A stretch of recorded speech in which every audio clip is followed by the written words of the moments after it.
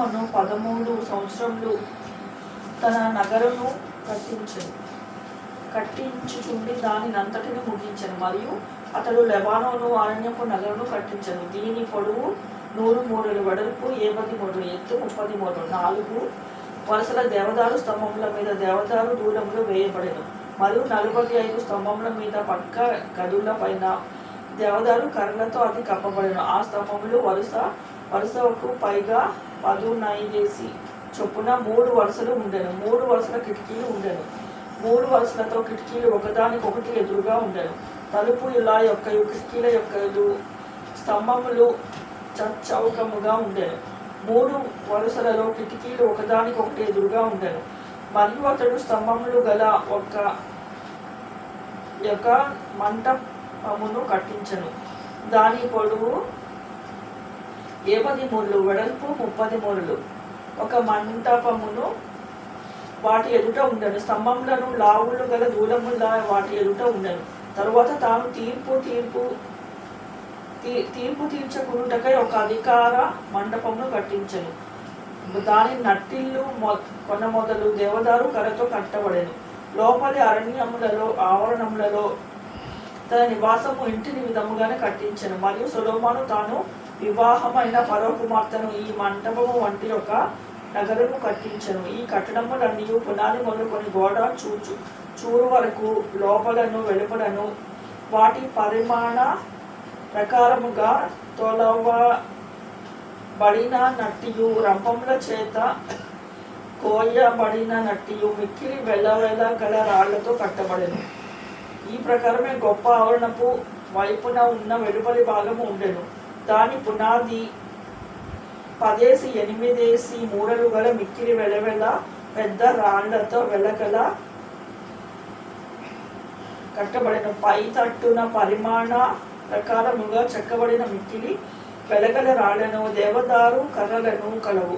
గొప్ప ఆవరణమునకు చుట్టూను 3 వరుసలు చెక్కిన రాళ్లను, ఒక వరుస దేవదారు దూలమును కలవు. యెహోవా మందిరములోని ఆవరణము కట్టబడిన రీతినే ఆ మందిరపు మంటపమును కట్టబడెను. రాజైన సొలొమోను తూరు పట్టణములో నుండి హీరామును పిలువనంపించెను.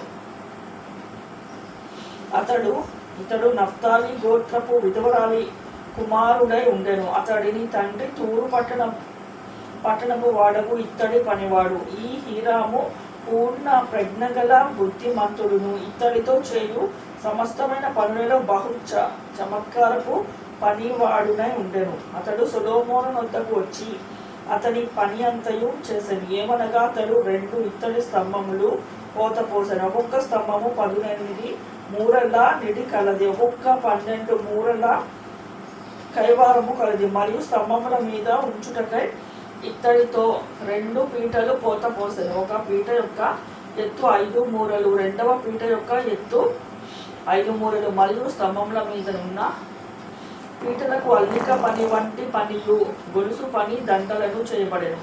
అది పీటకు 7 కలిగి ఉండెను. ఇలాగున అతడు స్తంభములను కేసి మీది పీటలను కప్పుటకు చుట్టూను అల్లిక పని 2 వరుసలను దానిమ్మ పండ్లతో చేసెను.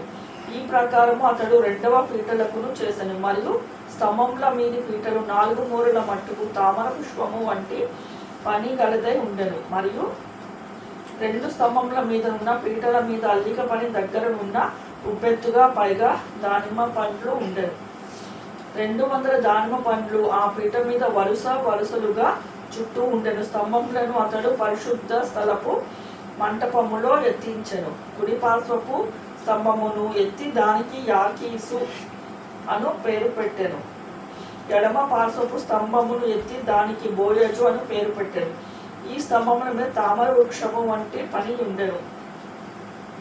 ఇలాగున్న స్తంభముల యొక్క పని సమాప్తమైన మరియు అతడు పోత పనితో ఒక సముద్రమును చేసెను. అది ఈ తట్టుపై అంచు మొదలుకొని ఆ తట్టుపై అంచు వరకు 10 మూరలు. ఇది 5 మూరల ఎత్తు గలదై గుండ్రముగా ఉండెను. దాని కైనారము 30 మూరలు. దానిపై ఈ అంచు వరకు కింద చుట్టూను గుబ్బెలు ఉండెను. మూడకు 10 గుబ్బల చొప్పున ఈ గుబ్బలు సముద్రపు చుట్టూన ఆవరించి ఉండెను. అది పోయబడినప్పుడు ఆ గుబ్బలు 2 వరుసలుగా పోతబడెను. పోయబడెను. అది 12 ఎడ్ల మీద నిలువబడి ఉండెను. వీటిలో 3 ఉత్తర దిక్కును, 3 పడమర దిక్కును, 3 దక్షిణ దిక్కును, 3 తూర్పు దిక్కును చూచుచుండెను. వీటి మీద ఆ సముద్రపు ఎత్తబడి ఉండెను.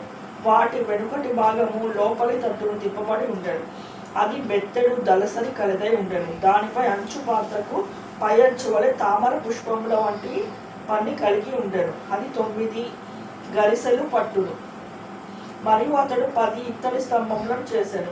ఒక్కొక్క స్తంభము 4 మూరల పొడవు, 4 మూరల వెడల్పు, 3 మూరల ఎత్తు కలిగి ఉండెను. ఈ స్తంభముల పని రీతి ఏదనగా వాటికి పక్క పలకలు కలవు. ఈ పక్క పలకలు జవల మధ్య ఉన్న పక్క పలకల మీద సింహములను, ఎడ్లను, కెరూబులను ఉండెను. మరియు జవల మీద అలాగుండెను. సింహముల కిందకు, ఎడ్ల కిందకు వేలాడు దండల వంటి పని కలిగి ఉండెను. మరియు ప్రతి స్తంభమునకు 4 ఇత్తడి చక్రముల ఇత్తడి రుసుములను కలిగి ఉండెను. దాని 4 మూలలను దిమ్మలు కలవు. ఈ దిమ్మలు తొట్టి కింద అతికిన ప్రతి స్థలము దగ్గర పోయబడెను. మరియు దాని మూతి పైపీఠమందును మూరెడు నిడివి. అయితే మూతి కింద స్తంభము పని చొప్పున గుండ్రముగా ఉండి 3.5 నిడివి. మరియు ఆ మూతి మీద పక్కలు గల చెక్కిన పనులు కలవు. ఇవి గుండ్రనివి కాక చౌకముగా ఉండెను. మరియు పక్క పలకల కింద 4 చక్రములు కలవు. చక్రముల రుసుములు స్తంభములతో అతకబడి ఉండెను. ఒక్కొక్క చక్రము 3.5 నిడివి కలవై ఉండెను. ఈ చక్రములు పని రథ చక్రముల పని వలె ఉండెను. వాటి ఇరుసులను, అడ్డలను, పూటీలను, ఆకులను పోత పనివై ఉండెను. ఒక్కొక్క స్తంభపు 4 మూలలను, 4 దిమ్మలు కలవు. ఈ దిమ్మలను స్తంభములు ఏకాండముగా ఉండెను. మరియు స్తంభములు పైన చుట్టూను జేనెడు ఎత్తుగల గుండ్రని మొద్దు కలిగి ఉండెను. మరియు స్తంభము పైనున్న జవలను, పక్క పలకలను దానితో ఏకాండముగా ఉండెను. దాని జవల పలకల మీద, దాని పక్క పలకల మీద అతడు కెరూబులను, సింహములను, తమాల వృక్షములను ఒక్కొక్క దాని చోటును బట్టి చుట్టూను దండలతో వాటికి చెక్కెను. ఈ ప్రకారము అతడు 10 స్తంభములను చేసెను. అన్నిటి పోతయను, పరిమాణమును, రూపమును ఏకరీతిగా ఉండెను. తరువాత అతడు 10 ఇత్తడి తొట్లను చేసెను. ప్రతి తొట్టె 720 తూములు పట్టునవి. ఒక్కొక్క తొట్టి 4 మూరలు, ఒక్కొక్క స్తంభముల మీద ఒక్కొక్క తొట్టి పెట్టబడెను. మందిరము కుడి పార్శ్వమున 5 స్తంభములను, మందిరము యొక్క ఎడమ పార్శ్వమున 5 మట్లను అతడు ఉంచెను. సముద్రమును దక్షిణమునకు ఎదురుగా తూర్పు దిక్కున మందిరము యొక్క కుడి పార్శ్వమున ఉండెను. మరియు హీరాము తొట్లను, చేటలను, గిన్నెలను చేసెను. ఈ ప్రకారము హీరాము రాజైన సొలొమోను ఆజ్ఞను బట్టి యెహోవా మందిరము పని అంతయు ముగించెను. 2 స్తంభములను, ఆ 2 స్తంభముల మీద ఉన్న పైపీటల పళ్ళెములను, ఆ స్తంభములను పైపీటల పళ్ళెములను కప్పిన 2 అల్లికలను, ఆ స్తంభముల మీదనున్న పైపీటల 2 పళ్ళెములను కప్పిన అల్లిక యొక్కటిని 2 వరుసల చొప్పున 2 అల్లికలను, 400 దానిమ్మ పండ్లను, 10 స్తంభములను, స్తంభముల మీద 10 తొట్లను, ఒక సముద్రము కింద 12 ఎడ్లను, బిందెలను, చేటలను, గిన్నెలను, వీటినన్నిటినీ రాజైన సొలొమోను ఆజ్ఞను బట్టి హీరాము యెహోవా మందిరమునకు చేసెను. ఈ వస్తువులన్నిటిని మెరుగుపెట్టిన ఇత్తడివై ఉండెను. యోర్దాను మైదానమందు సుక్కోతునకు సారెతానునకు మధ్య జిగట భూమియందు రాజు వాటిని పోత పోయించిన. అయితే ఈ ఉపకరణములు అతి విస్తారములైనందున సొలొమోను ఎత్తు చూచుట మానివేసెను.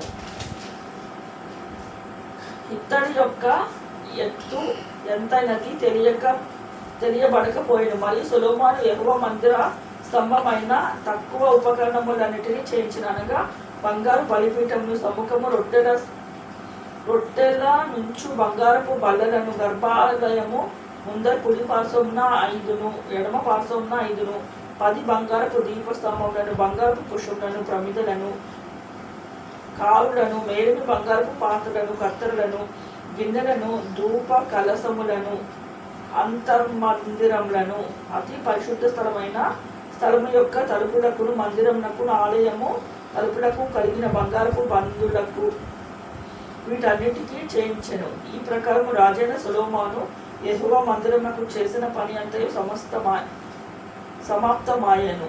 మరియు సొలొమోను తన తండ్రి అయిన దావీదు ప్రతిష్ఠించిన వెండిని బంగారమును ఉపకరణములను తెప్పించి యెహోవా మందిరపు ఖజానాలో ఉంచెను.